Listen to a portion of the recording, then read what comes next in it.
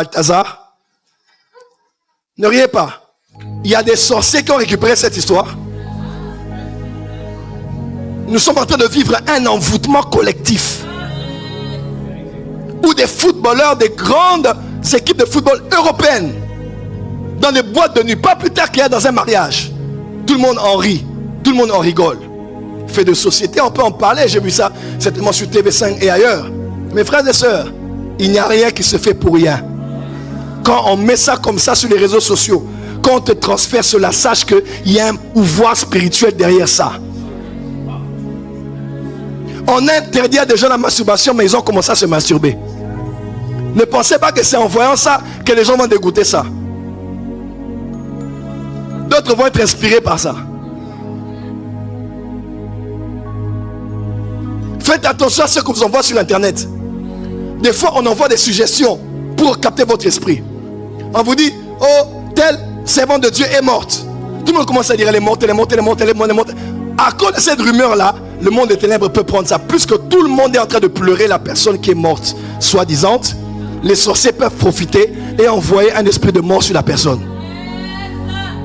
Voilà pourquoi ne blaguez pas avec les on m'a dit. Parce que beaucoup de on là, on peut faire asseoir les gens qui ont parlé. Toi, qui t'a dit ça? Moi, qui t'avait dit ça? Généralement, ça vient des laboratoires des sorciers. On va libérer une parole, elle va prendre de l'ampleur dans la compagnie, de l'ampleur dans la belle famille, juste parce qu'on veut te détruire. Je fais taire toute mauvaise langue qui parle contre toi. Tu n'as pas dit amen. Je fais taire toute mauvaise parole qui parle contre toi, dans ta famille, ta belle famille, ton église, au nom de... Le diable a cette plateforme par laquelle il détruit le monde aujourd'hui. Et je me permets de faire ce petit commentaire. La sorcellerie peut être individuelle, elle peut être familiale, elle peut être régionale. Donc une région peut être impactée par la sorcellerie, même aussi par les sorts et les envoûtements. Elle peut être continentale, intercontinentale, mais elle peut être aussi générationnelle. La sorcellerie désigne aussi proprement l'art d'interroger le sort.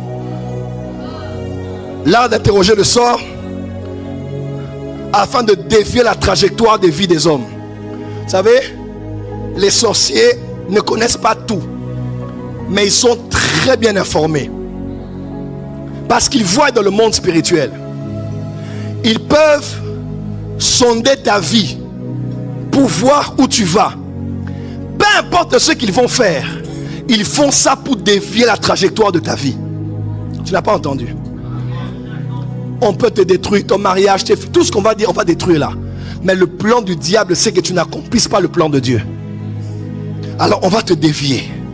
On va créer des systèmes autour de toi pour que finalement tu ailles loin de ce que Dieu a prévu parfaitement pour toi. Que tu meurs avant ton temps, que tu ne sois pas celle qui doit vivre et exister, que tu meurs d'une certaine maladie.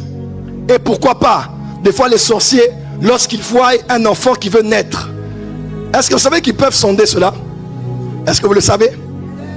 Oh, les étoiles existent, les lumières existent. Et vous allez voir comme ça, un enfant né dans la famille. Ne me prenez pas mal dans ce que je veux dire. Vous allez voir un enfant né, et l'enfant né autiste. Cette histoire d'autisme n'est pas qu'une histoire biologique. À plus de 50%, c'est le monde spirituel. C'est le monde spirituel. Et c'est fait pendant que quelqu'un d'autre est en train de vivre la vie que la personne veut vivre. Et bizarrement, cette personne est prise de compassion. Tu m'as mis à cœur de prendre en charge ton enfant. Prendre en charge mon enfant, pourquoi?